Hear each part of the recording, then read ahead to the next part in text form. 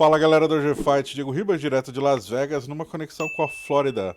Mohassin, how are you, sir? Thank you for your time. Thank you for having me. Of course, Mo, let's okay. ADCC 2024 is right around the corner, and I'm gonna ask you a few questions about the event by itself. But first of all, Hall of Fame for this year, how many new names are gonna be inducted? There's going to be six Hall of Famers.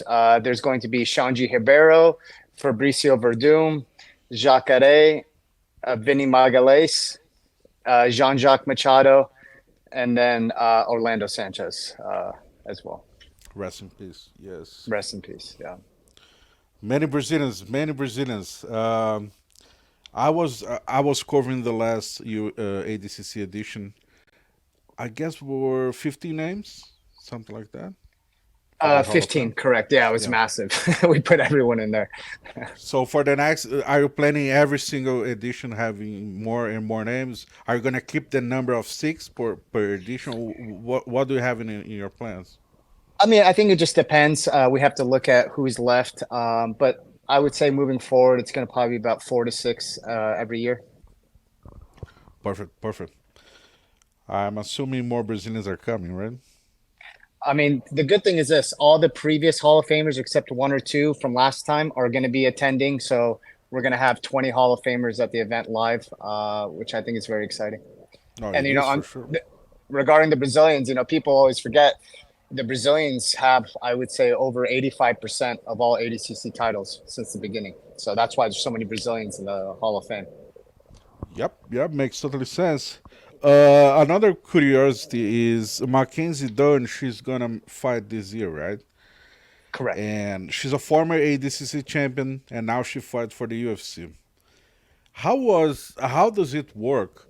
Because she has a UFC contract, and I know the UFC sometimes they don't allow the fighters to do other stuff because they can get injured or stuff. And how was the negotiation to have Mackenzie fighting this year?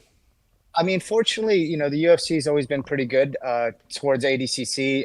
The only time they step in is when there's like an upcoming match, a title fight, or something like that. But other than that, we've had many people, from the UFC competing in ADCC. I think it's just more of a scheduling thing. Perfect. And how excited are you to have Mackenzie Dern back on the mat? Yeah, I mean, she's a legend. She's obviously very talented, and it's going to be interesting to see how she competes against the new generation. The sport has evolved a lot, and I always think it's exciting when we have a jiu-jitsu athlete go to MMA and then come back. So, respect to her for stepping up because it's a very, very deep division. Absolutely. Like you said, the sport is evolving, MMA is evolving, and they're evolving a little bit different uh, positions. So back those days when the ADCC did start, you could see like Zé Mário Spey or Renzo Gracie, for example. They were doing good at ADCC, Vale Tudo or MMA, and even gi competitions at the same time. Nowadays, it's kind of almost impossible to see that, right? No, correct. 100%. People forget there's a lot of ADCC athletes who went to go do MMA after ADCC. Dean Lister, Gabriel Gonzaga, Fabricio Verdum. So if you look at, especially like 20 years ago, a lot of the ADCC athletes would transition into MMA because if you speak to many jiu-jitsu experts, the ADCC rule set is very good for MMA. The wrestling, the scrimmage wrestling.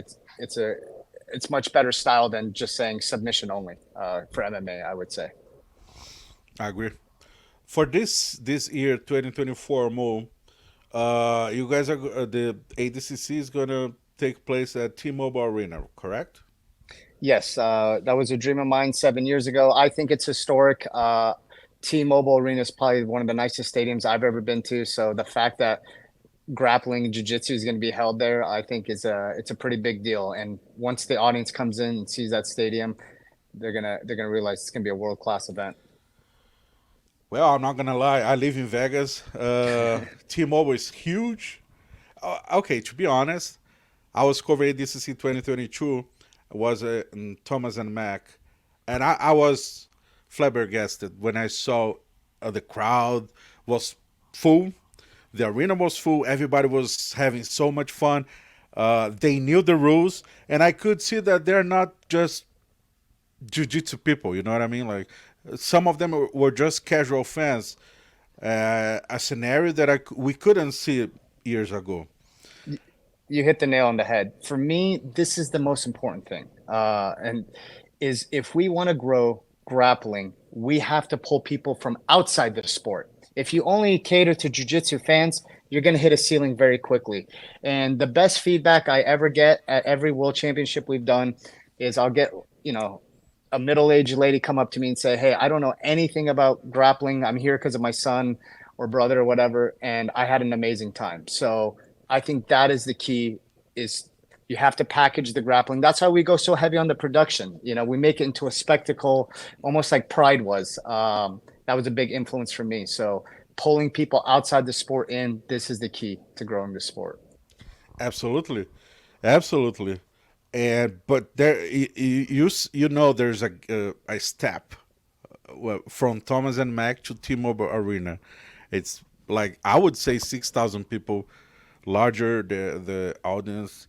And is it sold out already? How's your feeling? What's the expectation for this year? I mean, the crazy thing is we smashed the record that we had in 2022. We sold 6,400 tickets in 30 minutes when we went live. So we smashed it. Every ticket in the lower bowl was gone in one day. The only tickets left now are the upper seats, and those are selling pretty good too. So we're expecting a sellout of 14,000 for the event. Damn, that's so interesting because uh, yeah, I don't know if all the because this channel Age of Fight is pretty much about MMA. It's not all the audience that follows grappling, even though I cover grappling as much as I can. But you have an arena following sometimes three mats at the same time. It's incredible, Mo. In terms of the X structure, it's going to be the same, like three mats at the same time. The mat's going to have the same size. Is there anything different from the previous edition? Actually, we're making the mats even bigger. As many people know in ADCC, these athletes are fighting on the edges. Sometimes they go out of bounds a little bit. So we're going to make the mats even bigger. To be honest, we're going to speed things up much faster this time. So bronze place matches will be on three mats. So we'll use three mats in the absolute division as well. And that's what ADCC is about, is when you have like three super fights at the same time and you don't know which match to look at. So I think it's going to be exciting, and it's going to be a much faster pace than 2022. And numbers of how many fighters are competing this year? It's gonna. Do you know the number already? It's 105, I believe, because we added another women's division and we added the women's absolute. So that's another 8 competitors. So it should be about 105, 106 competitors. Is it a record?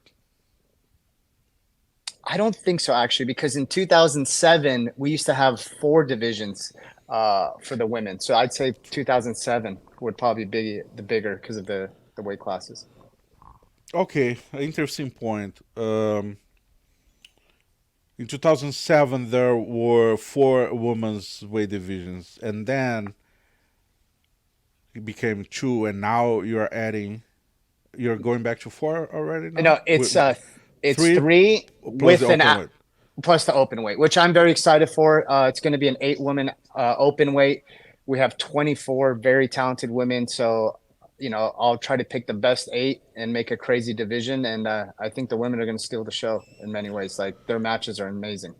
Yeah, that's a point that I would like to talk about. I saw your interview with Mayara Munhoz, Jiu-Jitsu in Frames, and when you look to the women's division, like I was saying years ago, just only 2 divisions, and now 3+1. Why did you change? Can you see that the fans are willing to watch more female mats? Yeah, I mean, to be honest, I've been trying to add another division for a couple years. Anna Vieira knows this because we talked about it in 2019. It took me 5 years because to get anything changed in ADCC is very hard.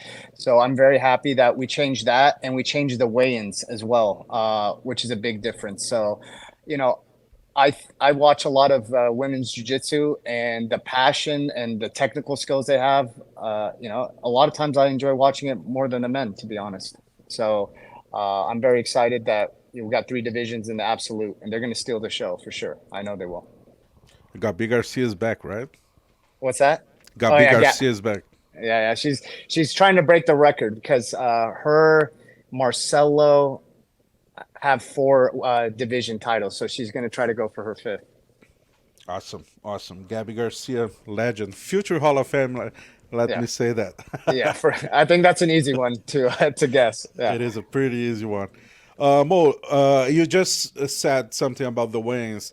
I've read that the weigh-ins are going to be just on Friday, just once. Previous years, you guys were doing the weigh-ins every single day before the tournament, right? It used to be Friday, Saturday, and Sunday morning. Yeah. Why did you guys change that? Well, originally ADCC used to be this way, one day, then it switched to 3 days. I'll tell you why I want to change it. The biggest problem in ADCC is the weight classes are 11 kilos different. So you're talking 24 pounds.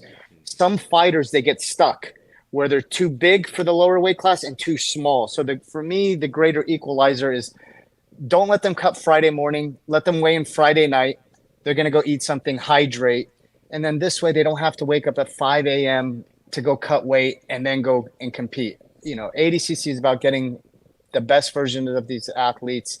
And the other thing is, I just don't think it's healthy to have an athlete cut weight, compete Saturday, and then cut weight again Sunday. So if we had a lot more weight classes, we wouldn't need to do this, but we don't. And I don't think we're going to be adding a bunch more weight classes. So I think this is a much safer and better approach, and I think we'll get better matches.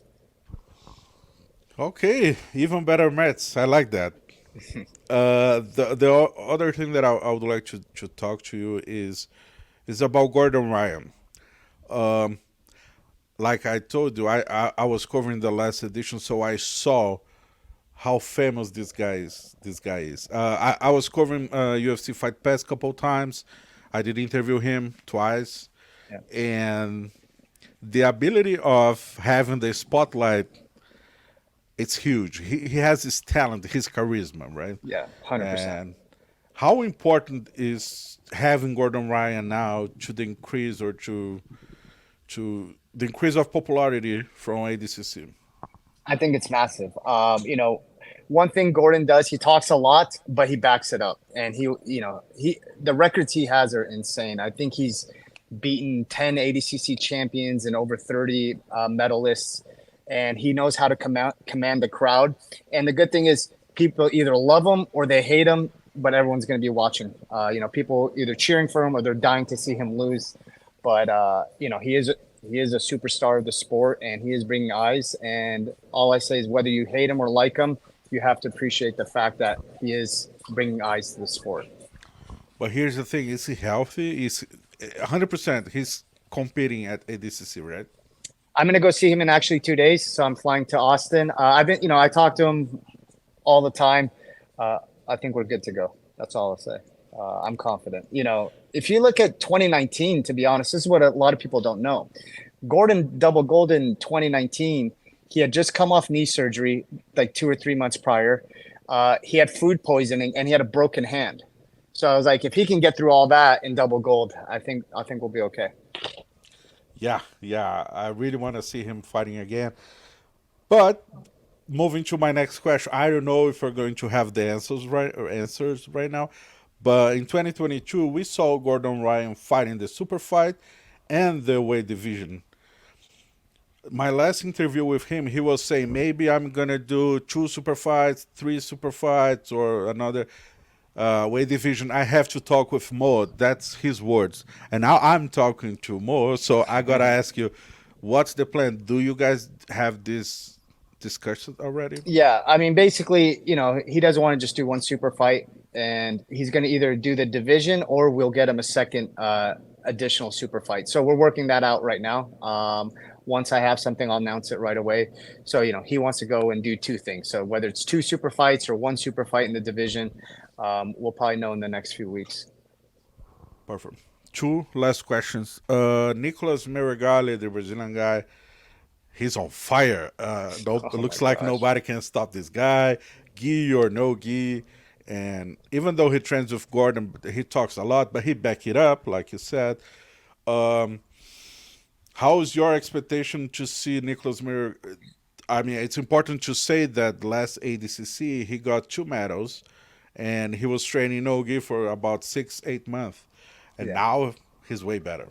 It's funny because I messaged him not too long ago because when I invited him, he didn't have no-gi experience. He had 6 months to get ready, but I knew Meregali. I knew he had the drive and he would take it very serious. But for him to get silver in the absolute and bronze in the division, that's crazy. And now you see him; he's going on a crazy tear. So his goal is to definitely he's trying to double gold. He wants to win his division and the absolute. But you know, it's going to be hard. There's a lot of tough people in the tournament, but he's for sure got to be one of the front runners to win it all.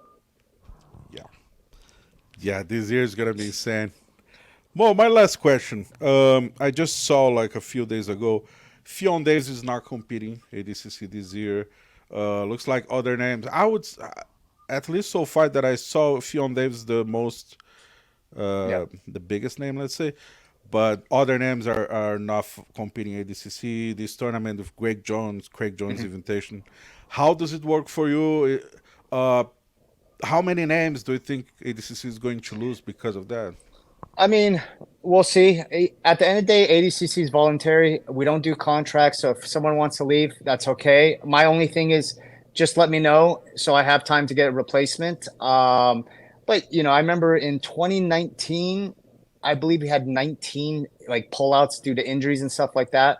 So it's nothing new to me.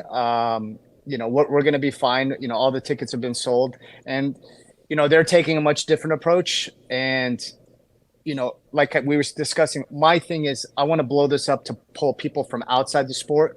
But, you know, if Craig's bringing in big money and getting some athletes paid and it's good for sport, why not?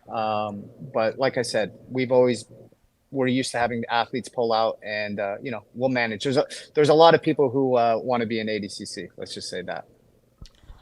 For sure, a lot of them, and a lot of them are Brazilians. So, if you don't know ADCC, if you didn't watch ADCC so far, if you don't know Mo, please follow him on social media. Check it out, ADCC 2024.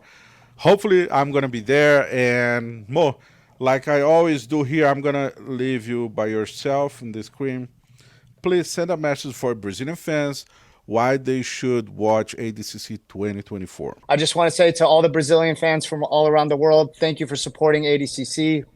I would watch ADCC 2024. It's going to be a very contested division, epic fights, and you know we're going to see the Americans, the Brazilians, European countries, Asian countries battle it out, and let's see who comes out on top.